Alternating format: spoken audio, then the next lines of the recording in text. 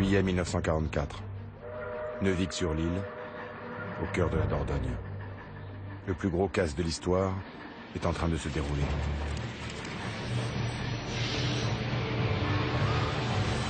Un train est arrêté par 150 hommes armés.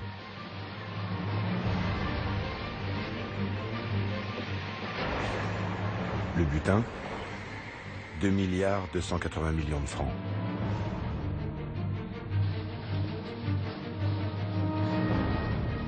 Qui sont les hommes qui prennent d'assaut ce convoi? Des Allemands? Des brigands? Non. Ils sont membres des FFI, les forces françaises de l'intérieur. Autrement dit, ce sont des résistants. Pendant la Seconde Guerre mondiale, au cœur de l'orage, comment la résistance s'est-elle financée? De Gaulle à Londres, avait-il des ressources financières? D'où venait l'argent de la résistance? D'emprunts? De braquage? L'argent a été au cœur de la bataille de France.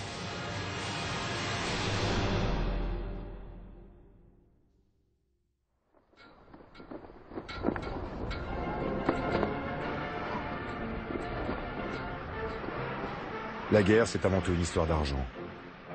Quand les soldats allemands investissent la capitale française en juin 1940, ils ne se contentent pas de faire claquer leurs bottes ferrées sur le pavé parisien. Ils vont surtout s'accaparer toutes les richesses du pays. L'argent revient au vainqueur.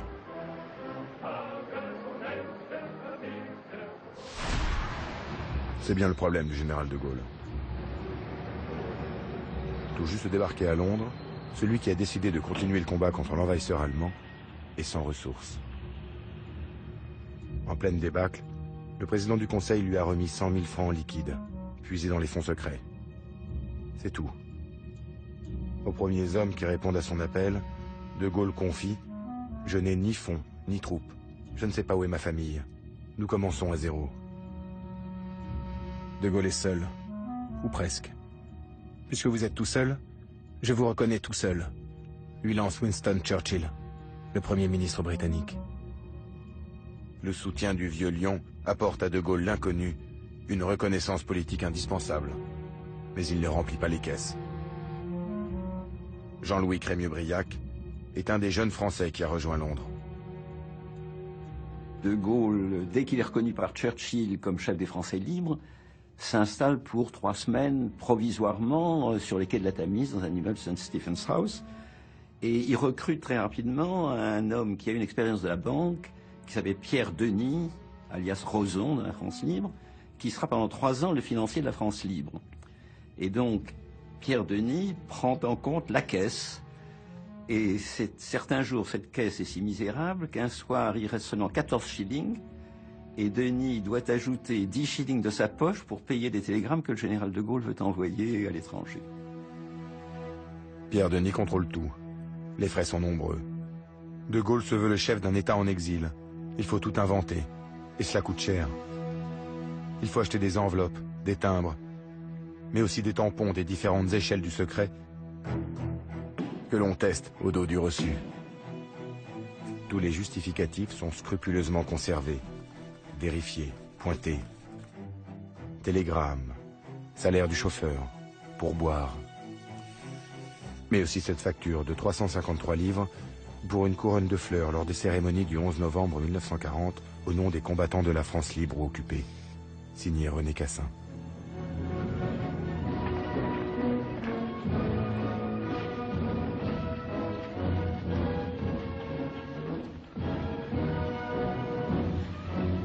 Pierre Denis, alias Rosan, lance même une enquête pour savoir qui a passé la commande exorbitante de 1000 insignes émaillés or. Il est obligé d'emprunter pour régler la facture. Les fonds manquent. Les moyens sont dérisoires et c'est seulement courant juillet que, de façon empirique, le gouvernement anglais donne instruction à la Banque d'Angleterre d'aligner 500 livres sterling sur le compte du général de Gaulle. Et à plusieurs reprises, en juillet et en août, c'est donc des avances de la Banque d'Angleterre qui permettent au général de Gaulle de survivre. Grâce à ces premiers versements, de Gaulle peut faire des cadeaux diplomatiques. Comme ces cigares, certainement pour Churchill. Ou ce bouquet de fleurs, pour sa femme. Et puis le général a des frais. Il fume cigarette sur cigarette.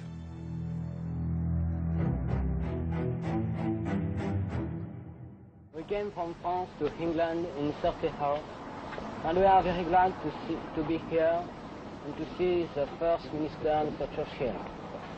Vive le général de Gaulle. En ce début d'été 1940, l'appel du général a été peu entendu. Malgré tout, ils sont des centaines de jeunes soldats ou civils à débarquer en Angleterre pour rejoindre les rangs des forces françaises libres. Le problème, c'est que de Gaulle n'a pas un sou pour les équiper, pour les armer et même pour les nourrir. Daniel Cordier a 19 ans lorsqu'il rejoint Londres en juillet 40. Nous étions venus, il y en avait qui étaient partis en sandales, il y en avait qui avaient 100 francs, il y en avait, moi, mes parents m'avaient donné un petit peu plus d'argent, mais enfin bon, c'était pas du tout suffisant. Certains Français qui s'engagent ont un peu d'argent, de francs français, mais tout ça est très très misérable. Cantonnés dans des camps d'entraînement, les volontaires français sont, de fait, nourris par le gouvernement britannique. Qui va payer la note? Anglais et Français entament des négociations de coopération d'où les clauses financières ne sont pas absentes. Toutes les dépenses engagées pour la constitution et l'entretien de la force française seront à la charge du gouvernement de Sa Majesté. Et dans ce bras de fer, le vieux lion britannique ouvre ses arrières. Les montants payés à ce titre sont considérés comme des avances remboursables à la fin des hostilités. Après un mois d'âpres discussions et de 6 ébauches de protocoles d'accord, supervisés par René Cassin, Churchill et de Gaulle signent le 7 août 1940 cet accord. Churchill tient de Gaulle par le porte-monnaie. À tout moment, le Premier ministre britannique pourrait couper les vivres au général français. Churchill est un véritable maître de guerre. Il crée lui-même le SOI, le Special Operation Executive, une force spéciale que Robert Maloubier, un jeune Français, intègre dès son arrivée en Angleterre. Jusque-là, la France n'avait absolument aucune ressource, pas plus que la Tchécoslovaquie, la Pologne, la Yougoslavie, qui vous voulez. On dépendait intégralement d'un bailleur de fonds, d'un bailleur d'armes, d'un bailleur d'entraînement. C'était l'Empire britannique et Churchill. Grâce au soutien britannique, de Gaulle peut exister en tant que symbole de la France libre sur la scène mondiale. Et ce nouveau statut lui apporte de nouveaux financements. Le financement de la France libre a été pour partie assuré par des dons, des amis de la France consternés par l'effondrement de la France, par ce qu'on appelait la chute de la France, sont venus apporter au quartier général des bijoux, par exemple. Un Syrien est venu apporter un diamant qu'il estimait à 100 000 francs. Du monde entier, la diaspora française, mais aussi les amis de la France, envoient des dons de toutes sortes et de tout montant pour soutenir ce général qui ose continuer le combat pour libérer la France.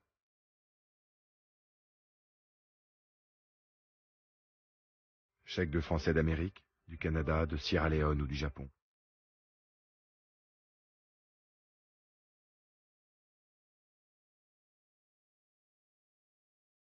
Dons pour une ambulance de la Croix-Rouge, aux couleurs françaises. Don de 2 livres qu'une veuve fait parvenir. Une Française offre 1 louis et une alliance en or. À Shanghai, une collecte est organisée. Les patriotes sont d'une grande diversité. Un Chinois pour abattre le Boche. Un Tunisien. Un Ch'timi.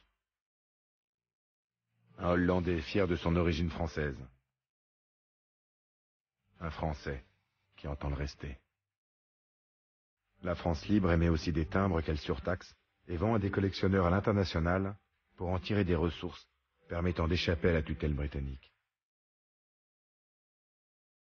Une campagne de dons est organisée également pour un avion de combat Spitfire, aux couleurs de la France libre et au nom du général de Gaulle.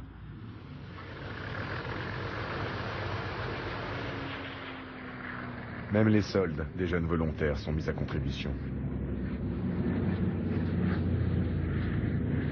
Lorsque, par exemple, un Français libre faisait une émission à la BBC, il recevait des honoraires de la BBC. Ici, Londres. Les Français parlent aux Français. Et nous étions encouragés à en faire don à la Caisse de la France libre. Ce que certains faisaient. Enfin, j'ai encore une lettre du général de Gaulle me remerciant d'avoir versé les honoraires que j'ai reçus à la BBC à la Caisse de la France libre.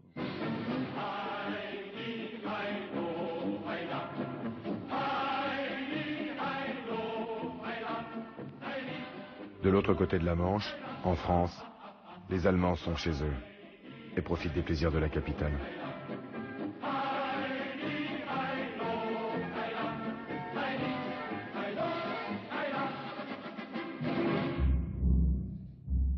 Pour les Français, la musique est tout autre.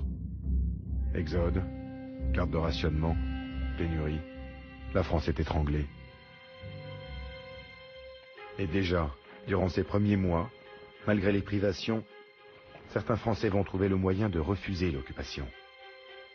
Marcel Larocque est l'un de ces résistants de la première heure.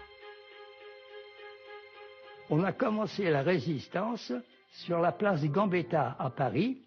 Il y a un café et tous les soirs, avec 4-5 camarades, on se réunissait et on fabriquait des prospectus qu'on allait déposer dans les boîtes aux lettres. Ce sont d'abord de simples tracts, puis viennent les journaux, imprimés clandestinement. Les premiers mouvements de résistance se forment. Les plus connus, Combat franc-tireur, Libération Sud qui imprime son numéro 1 en juillet 41 et dont le titre est dessiné à la main par un de ses cadres, Raymond Aubrac.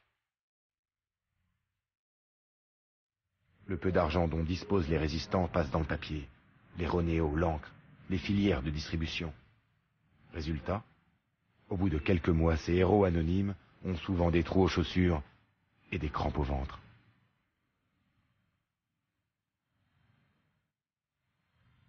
La faim me tenaillait tout le temps, se souvient Jean-Pierre Lévy, chef de franc-tireur, qui maigrit de 11 kilos. Emmanuel Dastier de la Vigerie, du mouvement Libération Sud, écrira « Pendant 1 an et demi, l'organisation a vécu de mendicité, ce qui lui a donné une existence très misérable. »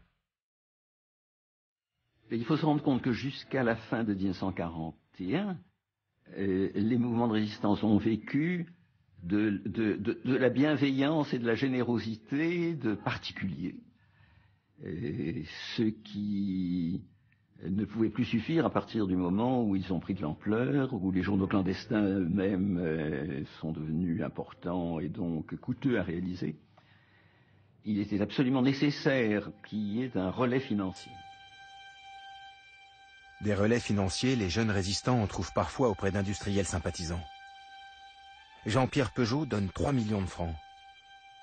Le journal, Défense de la France, reçoit un don de 100 000 francs de Marcel Lebon, patron de la compagnie du gaz et électricité.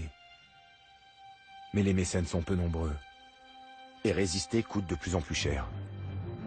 On a besoin de faux papiers, de voitures, de planques. Les rangs des mouvements s'étoffent. Il faut toujours plus. À peine née, la résistance est en danger. Elle doit trouver un soutien au plus vite, sous peine de disparaître sous les coups de la répression nazie. Peu de résistants connaissent alors l'existence de l'homme du 18 juin. À Londres, De Gaulle n'est pas mieux informé. Il ignore encore tout de cette résistance naissante. Au début de l'automne 1941, se produit une rencontre qui va bouleverser le destin de De Gaulle et l'avenir de la France. Le 24 octobre, le général reçoit un préfet révoqué par Vichy qui vient de rejoindre Londres, Jean Moulin. Le jeune fonctionnaire connaît les mouvements de résistance et leur détresse. Il appelle De Gaulle au secours. Les mouvements ont atteint aujourd'hui le palier maximum avec les moyens dont ils disposent. Sans un soutien moral, militaire et financier, la résistance naissante risque de s'effondrer. Quand Jean Moulin est arrivé, il est arrivé au moment où la résistance pouvait s'éteindre, ça pouvait disparaître. De Gaulle comprend tout de suite que s'il veut incarner la France en guerre, il doit avoir cette résistance intérieure derrière lui. Première urgence, la sauver de l'asphyxie financière. Un mois après sa première rencontre avec Jean Moulin, De Gaulle fait parachuter un premier émissaire en France avec 100 000 francs. Grâce à lui, les équipes de Libération Sud et francs-tireurs poursuivent leurs impressions clandestines.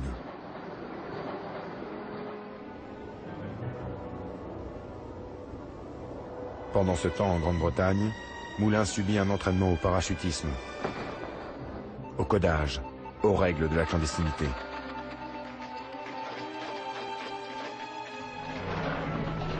Puis, dans la nuit du 1er au 2 janvier 1942, il traverse la Manche à bord d'un bimoteur. En survolant la France, Moulin a droit à une réception son et lumière de la part de la DCA allemande.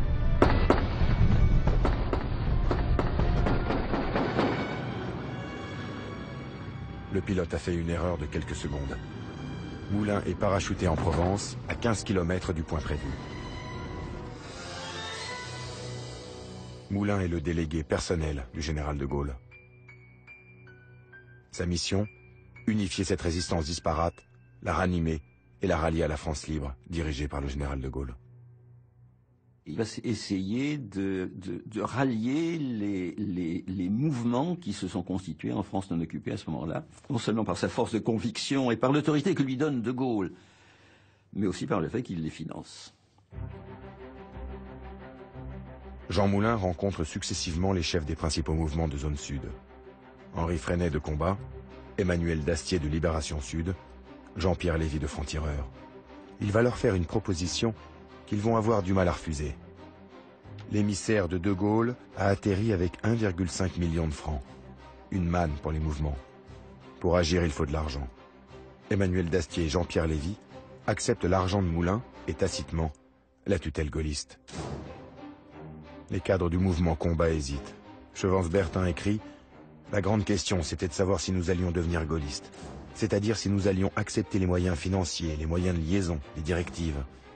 Si on voulait faire quelque chose d'important, il fallait accepter de se rattacher à Londres. » Finalement, Henri Freinet accepte et reçoit pour Combat immédiatement 250 000 francs. Et cette dépendance financière nourrit des frustrations. Freinet se sent floué. Il est à la tête du plus grand mouvement de résistance de zone sud. Officier d'active, organisateur né, meneur d'hommes, il ne supporte pas les ordres de Londres et la tutelle de Moulin. De plus, il est mis à l'écart de la direction d'une armée secrète en devenir qu'il a lui-même initiée. Pour le moment, il ne dit mot. Moulin, alias Rex, soutient financièrement également des syndicats clandestins.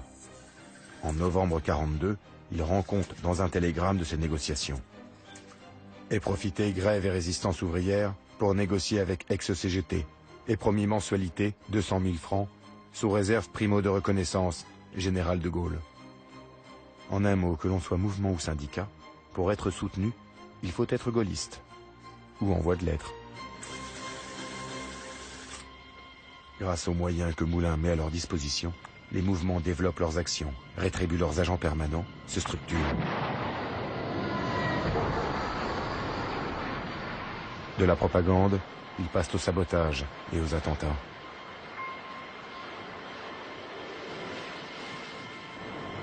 Au mois de juillet 1942, Moulin manque de fonds. Un jeune radio est parachuté en France. C'est Daniel Cordier qui lui apporte un complément de Londres.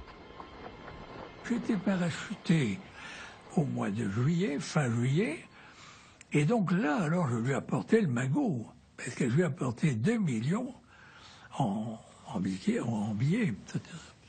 Il a sorti l'argent qui était dans l'enveloppe, il m'a dit, bon ben, vous mettez ça dans un endroit où vous pourrez retirer tout ce que vous distribuez, donc trouvez une planque pour cet argent, et puis il m'a dit, ben, je vous expliquerai, demain je vous expliquerai ce que vous aurez à faire. Daniel Cordier devient le secrétaire particulier de Jean Moulin et l'assiste dans la distribution des fonds. Grâce à leurs contacts radio avec Londres, ils organisent l'acheminement de l'argent et de matériel en France.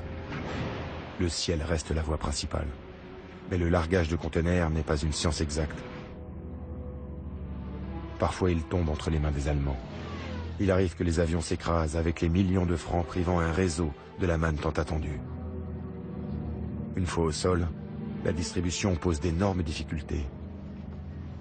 Les sommes d'argent liquide doivent circuler en terrain hostile. L'occupant contrôle, arrête, déporte. Les femmes risquent moins d'être fouillées et sont souvent utilisées comme convoyeuses.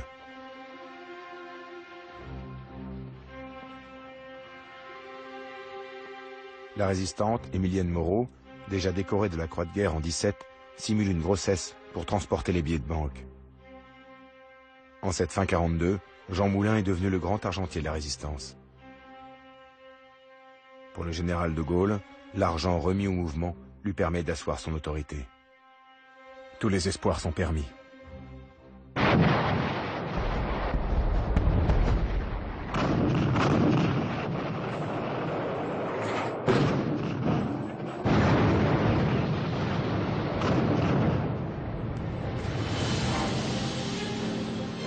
Le 8 novembre 1942, les Alliés débarquent en Afrique du Nord, en terre française.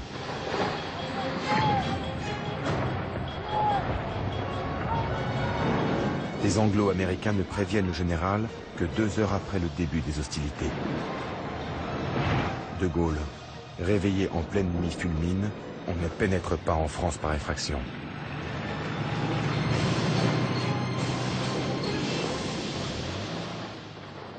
Fureur de Gaulle qui aurait dit « J'espère bien que les Français d'Afrique du Nord vont les foutre à la mer ».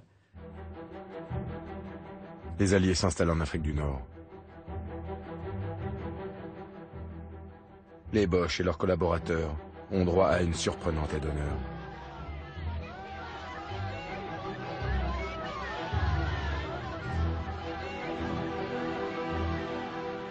En Angleterre, loin du champ de bataille, De Gaulle est sur la touche. Il apparaît parfois aux actualités aux côtés de sa femme, comme un simple figurant, isolé et affaibli. Ce débarquement a révélé publiquement son plus grand problème, celui de sa légitimité face aux anglo-saxons. Alors De Gaulle réagit. 3 jours après le débarquement allié, il réunit les forces françaises libres au Royal Albert Hall pour les cérémonies du 11 novembre 42. Le général sait qu'il a besoin de la reconnaissance des mouvements de résistance plus que jamais. Il n'oublie pas de leur rendre hommage. Nous savons bien quel développement énorme ont pris en France même nos vaillantes phalanges de combat, d'action, et qui s'appellent combat, libération, francs-tireurs, avant-garde. Nous connaissons le nombre immense des Français et des Françaises qui nous attendent avec ferveur. De Gaulle compte sur les mouvements, car face à lui se dresse le plus puissant et le pire de ses alliés. Pour le président américain Franklin Roosevelt, De Gaulle est un aspirant dictateur et ne doit pas être le chef de la France libérée. Le candidat des Américains est un autre général. Capturé par les Allemands en 40, il fut embastillé dans la forteresse de Königstein. Son nom, Henri Giraud. Image surprenante du général, en visite guidée par ses geôliers près de Dresde. Giraud est un héros. Il a mis au point une évasion spectaculaire et rejoint la France puis l'Afrique du Nord. Adoubé par les Américains, il devient le commandant en chef civil et militaire des territoires d'Afrique libérés. En janvier 1943, en marge de la conférence de Casablanca, Churchill et Roosevelt veulent convaincre De Gaulle d'accepter une alliance avec Giraud. Mais les 2 généraux français se détestent. Pour faire plaisir à Roosevelt, De Gaulle accepte bon gré mal gré la photo de famille. That's an historic moment. You want beer game? Yes, if you please. Most of the men congratulations. Encore.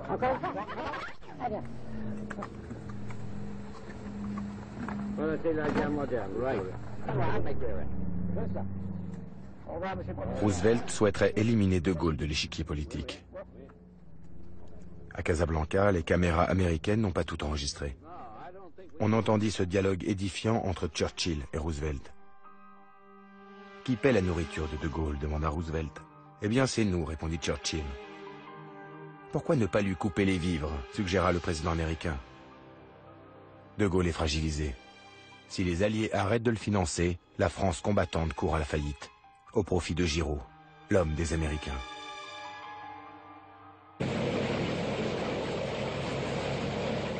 Un mois plus tard, en février 1943, Jean Moulin quitte la France pour rejoindre l'Angleterre.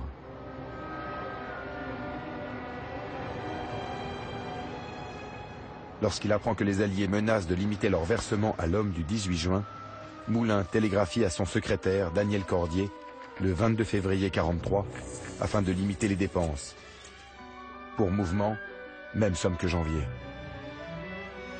Ce télégramme va avoir un effet dévastateur.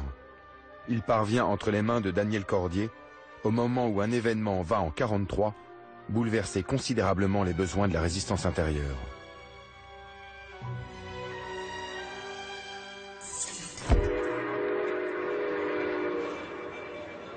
En février 1943, les Allemands, embourbés sur le front russe, imposent à Vichy le STO, le service du travail obligatoire. Tous les jeunes Français nés entre 1920 et 1922 doivent partir travailler en Allemagne et participer de force à l'effort de guerre allemand. La majorité des jeunes concernés n'acceptent pas cette déportation du travail, à peine déguisée. Ils se sont enfuis dans la nuit pour ne pas aller en Allemagne, quittant leurs parents, leurs amis, se cachant dans la montagne.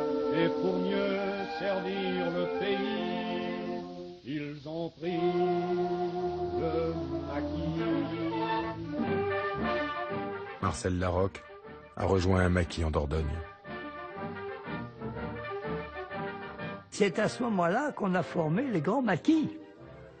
Et oui, parce qu'ils ne voulaient pas partir en Allemagne. C'est une époque où vous avez des dizaines de milliers de garçons qui sont partis avec des chaussures de ville, sans manteau, sans rien, dans les montagnes. Il faut les nourrir, il faut les habiller. Il faut essayer de les recruter pour la résistance, parce que ce ne sont pas des résistants. Ce sont des gens qui ne veulent pas partir en Allemagne. C'est pas du tout la même chose. Ils seront bientôt 200 000 réfractaires à vivre dans la clandestinité, dont environ 50 000 gagneront les maquis. Conséquence, les besoins des mouvements de résistance explosent. Devant l'affluence des volontaires, les chefs de mouvement lancent un appel pressant à Londres. Henri Freinet alias Neff écrit « Pouvons largement développer cet exode et créer groupe franc-tireur pour action immédiate. Demandons 2 millions mensuels et envoi massif armement. Réponse urgente. »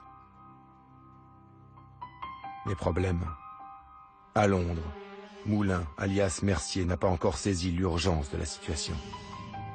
Jean Moulin, qui était à Londres, était absolument... Et il ne comprenait pas les télégrammes que les chefs, que Dastier et que Freinet envoyaient à Londres, parce que c'était des télégrammes de menaces. Envoyez-nous tout de suite 1 million, 2 millions, 3 millions. Non, Jean Moulin était très content, parce qu'il dit avec Cordier, je suis tranquille, il ne donnera pas un sou. Quand Henri Freinet et Emmanuel Dastier rencontrent Daniel Cordier pour obtenir des fonds supplémentaires, le jeune secrétaire obéit aux ordres de son patron et rétorque que les budgets n'augmenteront pas. Entre Cordier et les chefs de mouvement, la crise est terrible. Dastier, nous avons besoin de tout, d'argent, d'armes. Et Rex coupe les vivres, c'est trop. Freinet, c'est un crime. Veulent-ils assassiner la résistance? Rex veut nous avoir à sa botte. Il se trompe. Cordier se fait insulter. Ils essayaient de me terroriser, mais comme je savais que bon, j'étais le patron, enfin, pardonnez-moi, mais enfin, je veux dire, j'étais soutenu par le patron, je n'avais absolument aucune raison. Comme le magot, c'était moi qui l'avais, ils n'avaient pas du tout où ça se trouvait.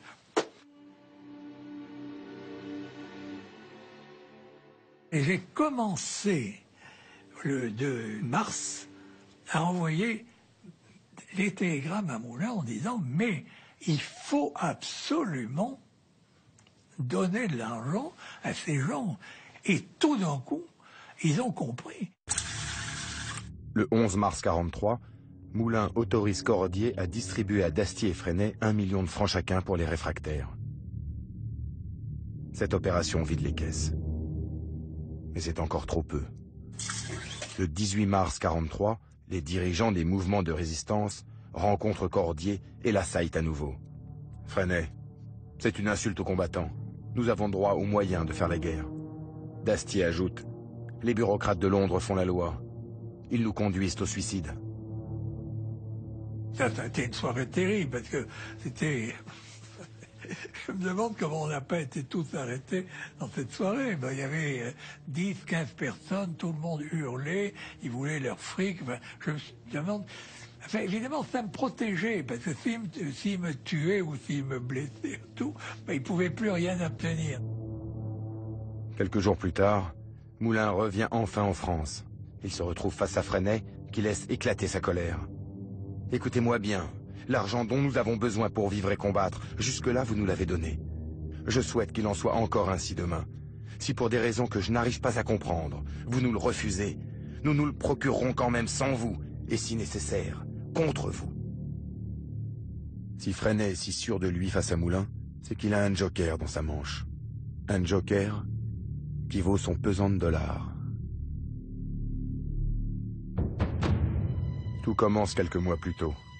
Les Américains, qui ont déjà un pied en Afrique du Nord, souhaiteraient avoir leur propre canot de renseignement militaire en France.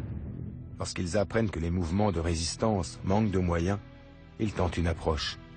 Dans la capitale suisse, Allen Dulles, un des chefs de l'OSS, ancêtre de la CIA, rencontre des représentants du mouvement combat.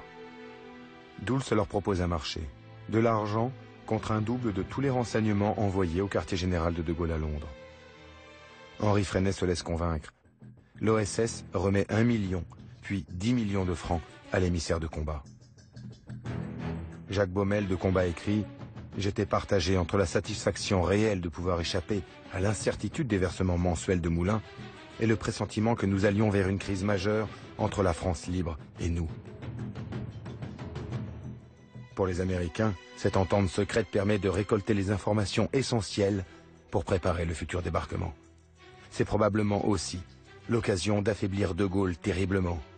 D'abord en entamant son monopole, déjà écorné par les agents de Churchill, sur les renseignements en provenance de la France occupée, mais également en détournant une partie de la résistance de la tutelle gaulliste. Si Allen Dulles y parvient, c'en est fini de l'homme du 18 juin. L'union tant recherchée par Moulin, tout risque de s'effondrer. De Gaulle se retrouvera seul. Une victoire pour Roosevelt et son protégé. L'offre américaine donne à Combat une bouffée d'oxygène. Pour Henri Freinet, c'est peut-être une revanche personnelle, après ce qu'il a pu ressentir comme des humiliations. Pendant plusieurs semaines, Combat fournit des renseignements au service secret américain, sans aucun incident. Ni Moulin, ni De Gaulle ne sont au courant. Mais progressivement, des informateurs de la France libre les avertissent du double jeu. Moulin explose. Moulin d'abord, puis De Gaulle lui-même ont jugé que ça avait été une trahison. Et il est vrai que le monopole des informations militaires que la France libre apportait aux Anglais et aux Américains était un élément capital pour De Gaulle, qu'il valorisait aux yeux des Anglais, et qui renforçait son crédit et son autorité vis-à-vis des Anglais, qu'il rendait en quelque sorte, pensait-il, indispensable. Moulin réagit aussitôt. Au cours d'une réunion clandestine, le 28 avril 1943, il apostrophe Freinet. « Vous n'êtes pas libre de prendre contact avec les Américains sans me prévenir, et de leur demander de l'argent, à Dieu sait quelles conditions. C'est un véritable coup de poignard dans le dos que vous donnez à De Gaulle. Freinet fulmine. Je vous interdis de dire cela. En réduisant nos budgets, vous avez voulu nous étrangler, comme vous avez étranglé les maquis, qui vous appelaient à l'aide. Votre seule réponse à nos difficultés, c'est de réduire notre financement. Moulin, ulcéré. Prenez-vous De Gaulle pour une vache à lait? Je comprenais très très bien la position des résistants. Ils avaient besoin de l'argent. Londres, enfin nous disions Londres, ne leur donnait pas. Ben, les résistants allaient en chercher. C'était... Bon, j'avais rien à dire, mais enfin, ça me paraissait évident. Parce que si on voulait les garder, il fallait leur donner de l'argent. Jean Moulin n'a plus le choix. Il écrit d'urgence à De Gaulle. Que des sommes très importantes me soient versées rapidement pour que je puisse, en votre nom, attribuer au mouvement les sommes, sinon équivalentes, du moins assez sensiblement rapprochées de celles promises par les Américains. Le jour où l'on pourra dire que c'est vous, et non pas les Alliés qui finançaient la lutte contre la déportation, il est certain que la position du gaullisme en France sera renforcée d'autant.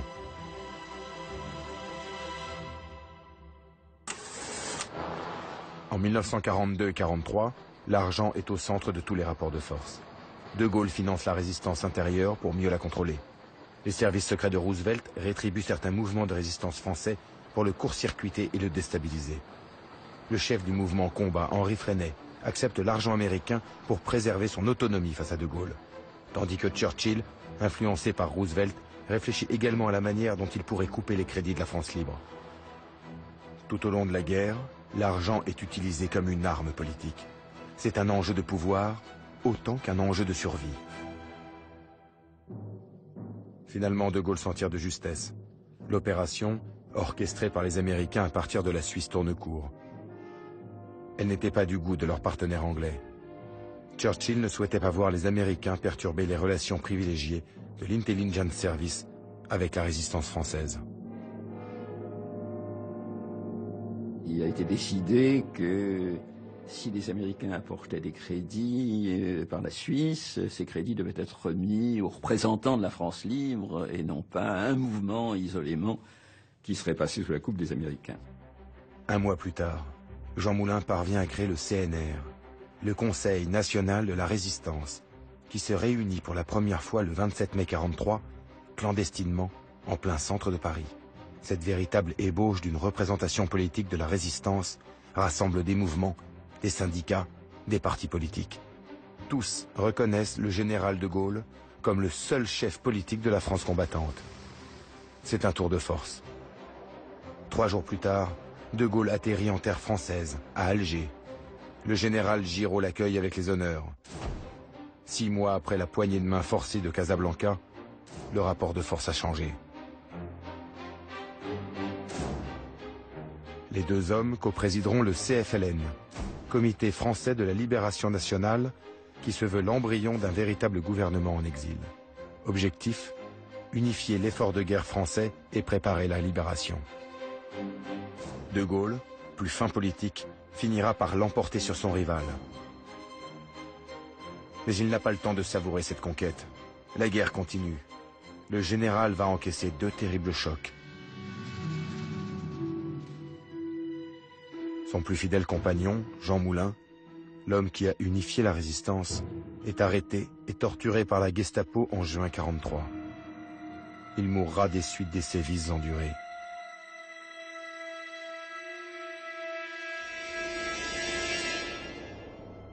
Au même moment, à Londres, Churchill, poussé par Roosevelt, rompt l'accord financier du 7 août 1940 et coupe tous ses crédits au service de la France combattante. Les 2 dirigeants alliés n'ont pas supporté l'entrée en force de De Gaulle à Alger. Churchill a décidé qu'à partir du moment où le général de Gaulle partait pour Alger, il coupait le cordon ombilical financier, si je puis dire, et que la France libre, grâce à la fusion avec les forces d'Afrique, constituant un gouvernement, le Comité français de libération nationale à Alger, devenant un État, cet État n'avait qu'à se débrouiller financièrement. Ce qui était dramatique pour la résistance intérieure. Pour pallier la pénurie de liquidités, De Gaulle et le CFLN puisent dans les réserves des banques d'Algérie et du Maroc pour financer la résistance dans l'urgence. Je me souviens du retour d'André-Philippe d'Alger, revenu précipitamment en avion avec une valise contenant 60 millions pour qu'on puisse les parachuter à la résistance et assurer le financement de la résistance pour le mois d'août 43. Hiver 43. Même le ciel devient cruel. Durant 3 mois, le mauvais temps empêche tout parachutage allié vers la France. Des tonnes de matériel et plus de 77 millions de francs destinés aux résistants sont bloqués sur les aérodromes anglais. Sur place en France, on brûle les dernières réserves. Chacun sait que dans le maquis, il est impossible de combattre sans armes et le ventre creux. Les maquisards dépensent leurs dernières économies et en sont réduits à mendier. Roger Ranoux combat alors dans un maquis de Corrèze. Pour manger, nous allions chez les gens demander s'ils pouvaient nous donner du pain, s'ils pouvaient nous donner ce qui était nécessaire. Il fallait de la viande, par exemple. On réquisitionnait des bêtes chez les gens. Vous avez 3 cochons, il faut en donner un. Vous avez 2 moutons, il faut en donner un, etc. J'ai une admiration, et je garde ce souvenir, pour ces paysans, cette paysannerie de Corrèze, relativement pauvres, c'était surtout les agriculteurs, et qui nous ont aidés, qui ont été merveilleux en ce qui concerne la résistance.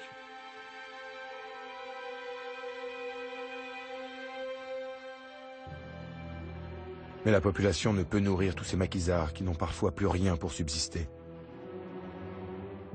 Jacques Bingen, officier des services secrets gaullistes, se porte volontaire pour prendre la succession de Jean Moulin. Dès son arrivée en France, il tire la sonnette d'alarme. En janvier 44, il envoie plusieurs télégrammes. Il n'y a pas d'argent pour le mois. L'état des fonds est effroyable. Les maquis devront rançonner la population et tous les militants sont scandalisés. La faim va transformer patriotes traqués en loups. Dans une ultime tentative pour convaincre les Britanniques d'expédier armes et argent, Bingen décide de réaliser un film sur la vie du maquis. Ici la France. La voix de Maurice Schumann, alors vedette à la BBC, accompagne le montage. Le film parvient à Londres en février 44. Les scènes que nous voyons ont été tournées par les jeunes gens du maquis, en plein cœur du royaume de la Gestapo. Mais regardons bien l'uniforme de leur garde à vous, des culottes rapiécées et trouées, des chaussettes trop minces, des souliers sans graisse, au cuir brûlé et prêts à se fendre. C'est avec ça qu'ils courent, qu'ils manœuvrent et qu'ils luttent. Ils n'ont pour se tenir chaud que la croix de Lorraine sur la poitrine. L'Allemagne a ses camps de concentration, la France a ses camps de liberté. Emmanuel Dastier fait tirer quelques photos du film. Elles illustrent un album imprimé en exemplaire unique à l'intention de Winston Churchill. Dastier joint une dédicace. À Monsieur Winston Churchill. Ces images du combat sur le sol de France. Ceux qui nous les ont envoyées vous sauront gré d'avoir entendu leur appel aux armes. Mais ces supplications ardentes n'accélèrent toujours pas les livraisons d'armes ni de vivres. Tous les chefs de la résistance appellent à l'aide. Il faut trouver une solution pour avoir des liquidités.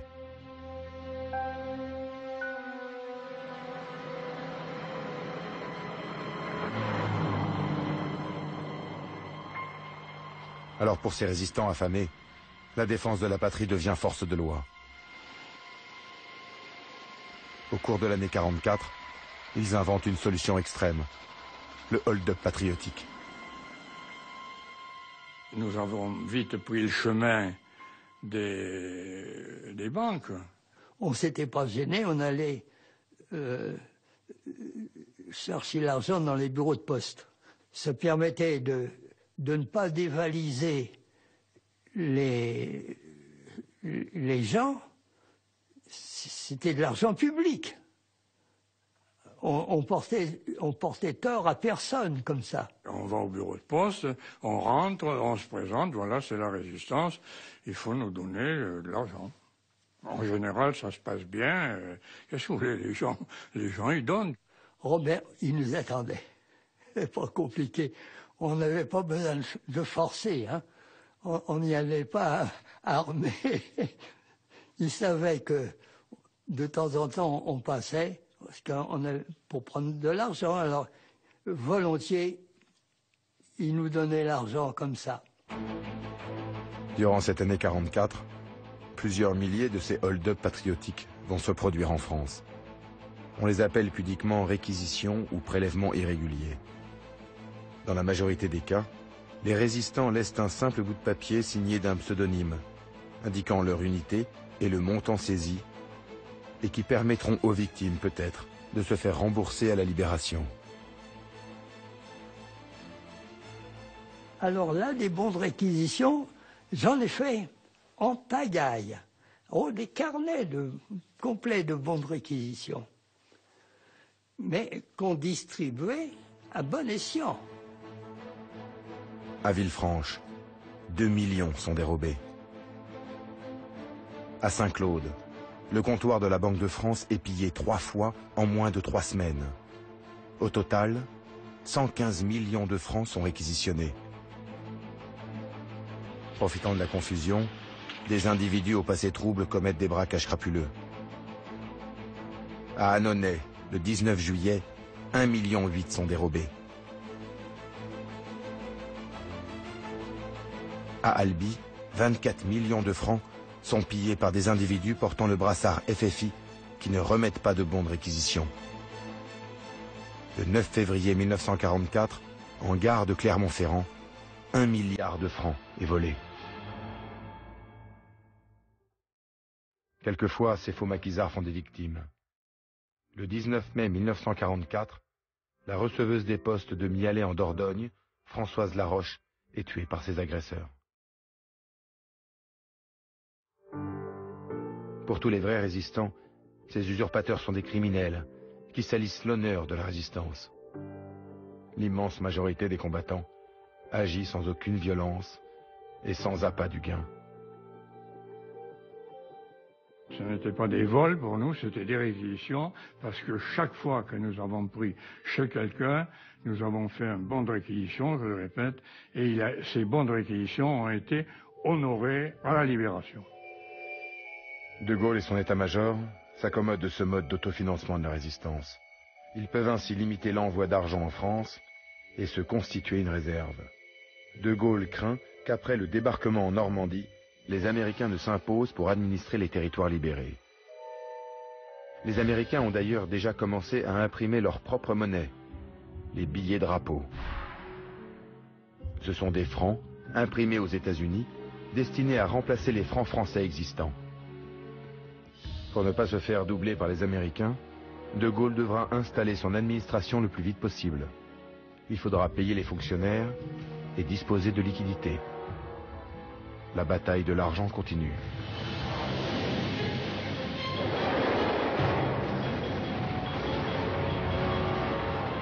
Quand le 6 juin 1944, les forces alliées attaquent les côtes de Normandie, le président Franklin Roosevelt espère toujours administrer la France libérée.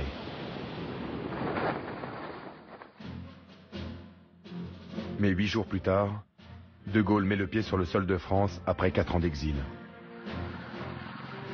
Il se rend à Bayeux, où il est accueilli triomphalement. Roosevelt comprend alors que De Gaulle a le soutien du peuple de France. Il va reconnaître de facto les nouvelles autorités françaises. L'administration de la France par les Américains ne verra pas le jour. De Gaulle a gagné la partie. L'argent expédié de Londres que Moulin a injecté dans la résistance et les syndicats, les fonds récupérés par De Gaulle dans les banques des territoires libérés, l'autofinancement sur place par les réquisitions. Le nerf de la guerre n'a pas été absent du combat pour la libération nationale. Il a été pour De Gaulle un moyen nécessaire pour asseoir sa légitimité et celle des forces résistantes.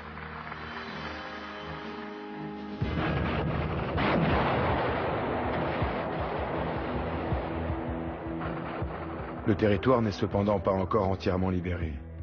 La bataille de France commence enfin. Après les avoir sous-estimés et presque ignorés pendant plusieurs mois, les Alliés ont besoin des résistants pour harceler l'occupant. Ils vont enfin livrer ce que la résistance française réclame depuis des mois.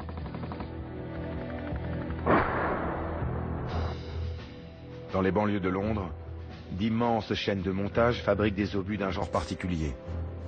Dans chacun d'eux, l'Intelligence Service, mais aussi les services secrets français, dirigés par le colonel Passy, prépare les denrées tant attendues. Armes, explosifs, pharmacie, argent. Le ciel s'ouvre. 80% des parachutages se feront après le débarquement.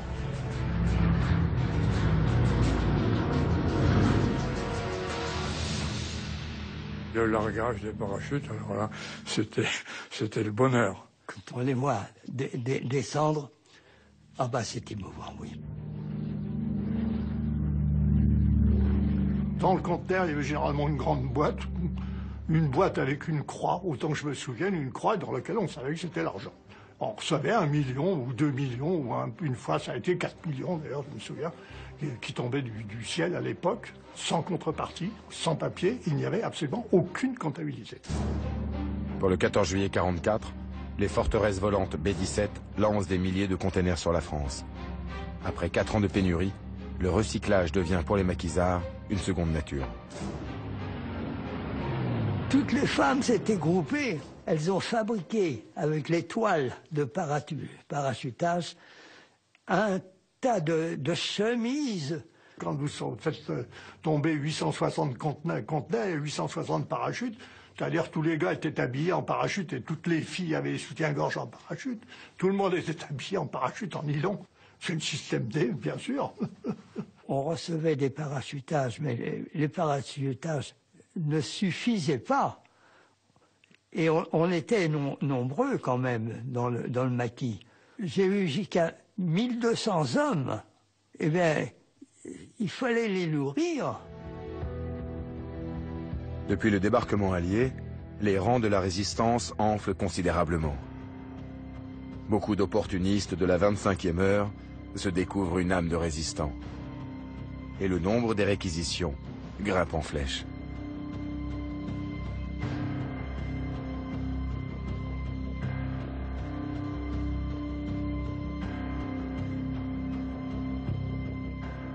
C'est dans ces jours de fièvre de l'été 44 que le plus gros casse de l'histoire va se dérouler.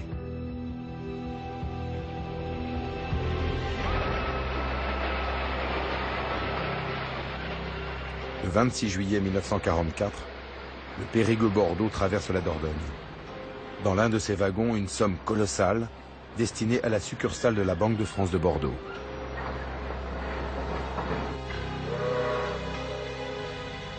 « 19h38, le train approche de la petite gare de Neuvic-sur-l'Île. 150 maquisards guettent le convoi.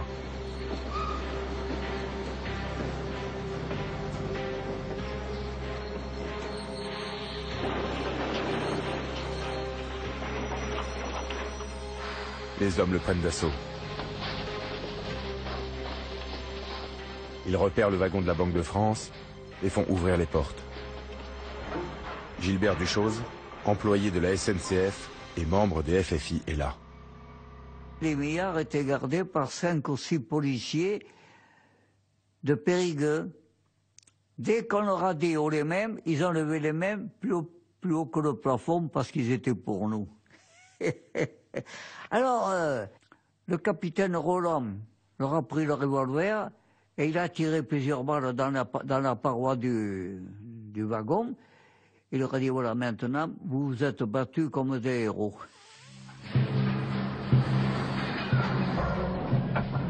Le wagon contenant le magot est alors détaché du convoi et détourné vers une voie de garage.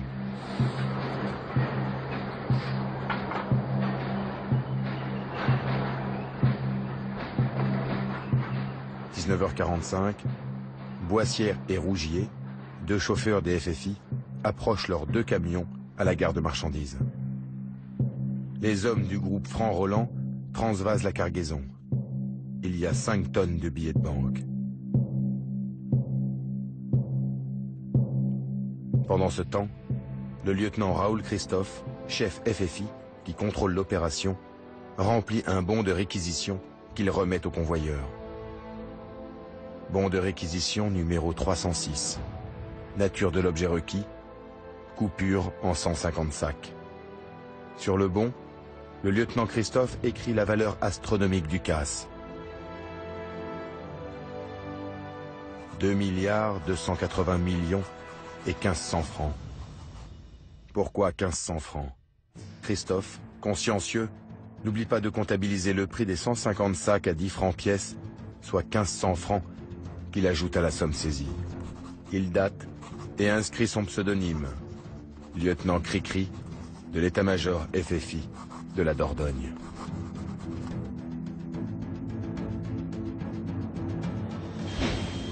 « 20h15.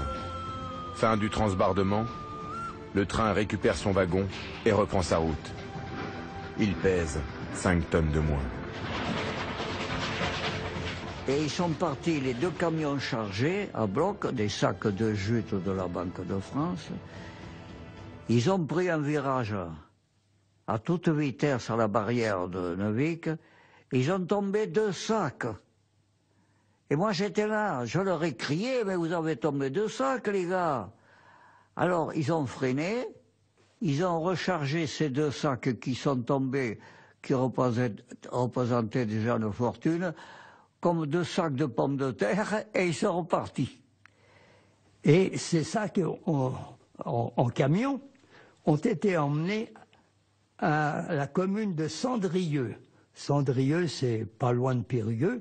C'est là où nous avions formé un état-major militaire.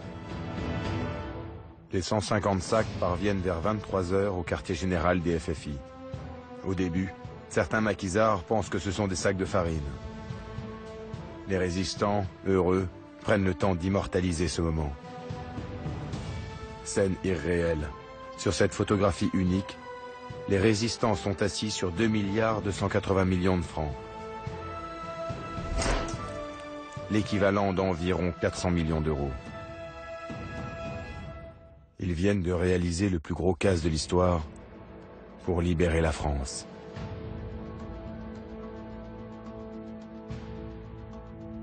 Le préfet du maquis, Maxime Roux, se charge de la répartition. Tous ceux qui ont participé à l'opération ont eu 1000 francs, je crois que c'était, ça représentait un mois de salaire de l'époque de récompense. On était tous éblouis, bien sûr, mais il a eu la sagesse, on peut dire, de dire il faut planquer ces sacs. Et alors, on lui a fait confiance, bien sûr.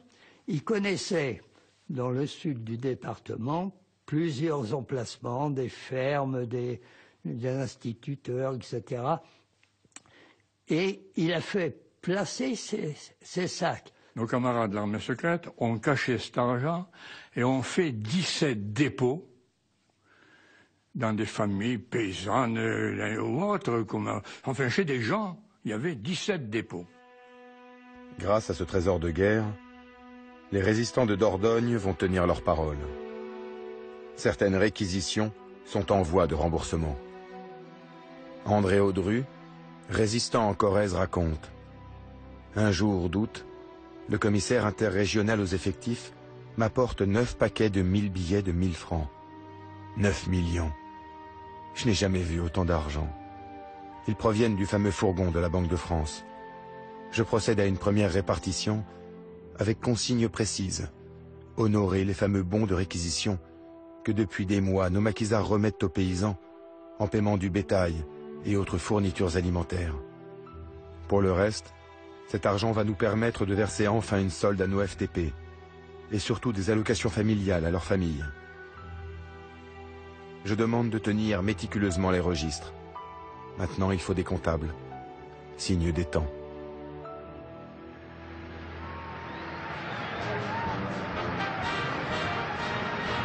Un mois plus tard, à la fin du mois d'août 44, Paris est libéré.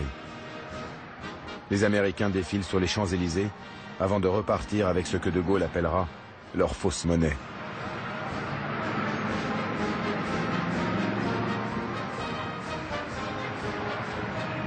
La joie est éphémère. Libération rime avec épuration, règlement de compte, puis le règlement des comptes. Le pays est exsangue. Le plus gros casse de la guerre a été commis par l'occupant.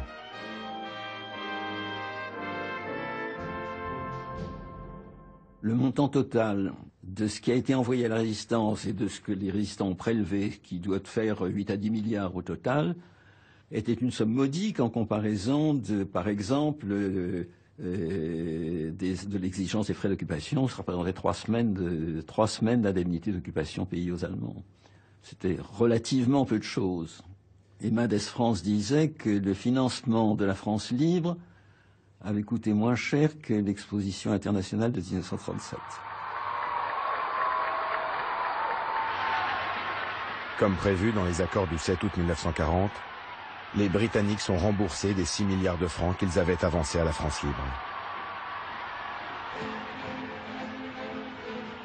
Mais les comptes de la résistance intérieure sont plus opaques. Il demeure des trous dans la caisse. Où sont passés les milliards? Alors qu'une partie des FFI intègre progressivement l'armée régulière, l'argent de la résistance focalise encore toutes les attentions. Le casse de Neuvic interpelle l'opinion. 2 milliards 280 millions de francs en 5 tonnes de billets de banque. Cela ne s'égare pas si facilement. Dès le mois d'octobre 1944, le nouveau ministre de l'Intérieur, Adrien Tixier, ordonne la restitution des sommes saisies au nom de la sauvegarde du prestige acquis par les organisations de résistance. Mais les restitutions ne sont guère nombreuses. La Banque de France ne porte même pas plainte. Elle a été intégralement remboursée par l'État.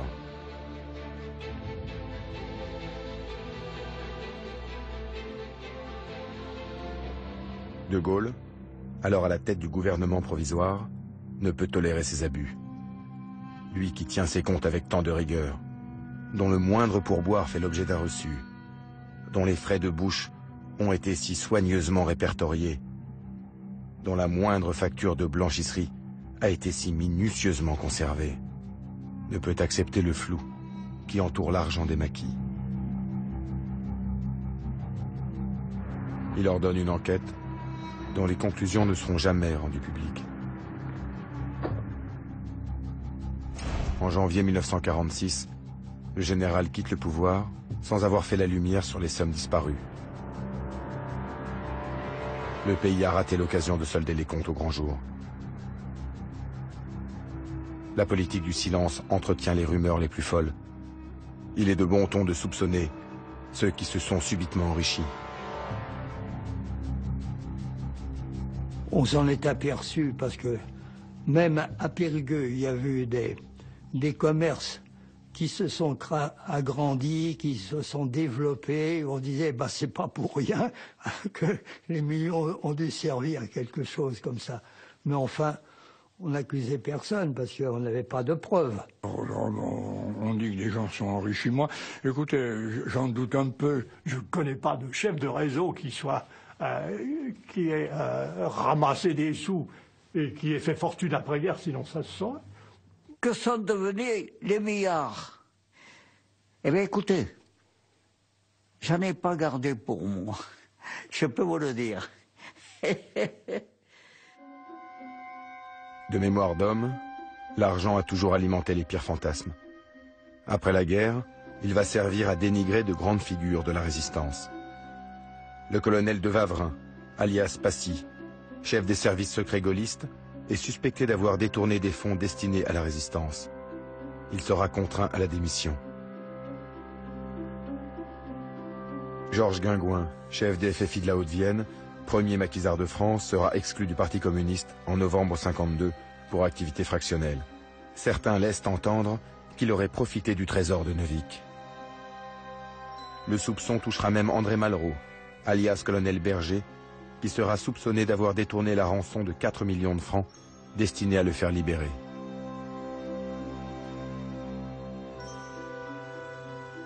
Mais au milieu de toutes ces victimes de règlement de compte, il y a parfois de vrais escrocs, comme André Crétois, dont le nom apparaît dans la ventilation du cas de Neuvic. Il se voit remettre la somme astronomique de 500 millions de francs. Il en détourne une portion pour son compte et sera jugé et condamné. Mais Crétois a eu le temps de remettre une partie de la somme au MLN, le Mouvement de Libération Nationale, une fédération de mouvements de résistance dont il est le trésorier. Alors que la guerre n'est pas encore terminée, les mouvements de résistance ambitionnent de se transformer en formation politique et de participer à la reconstruction. Une partie de l'argent détourné leur servira à tenter ce pari. Ce fut en quelque sorte un financement occulte des partis politiques avant l'heure.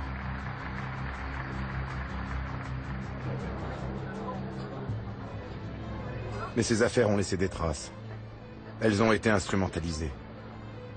Dans les années 50, dans le contexte de l'amnistie d'ex-collaborateurs, les nostalgiques du régime de Vichy vont utiliser ces excès commis dans la fièvre de la libération pour tenter de dénigrer la résistance tout entière. Après l'avoir aidé à remporter la victoire, l'argent de la résistance aura servi à la salir, faisant des finances de l'armée des ombres l'un des derniers tabous de l'occupation.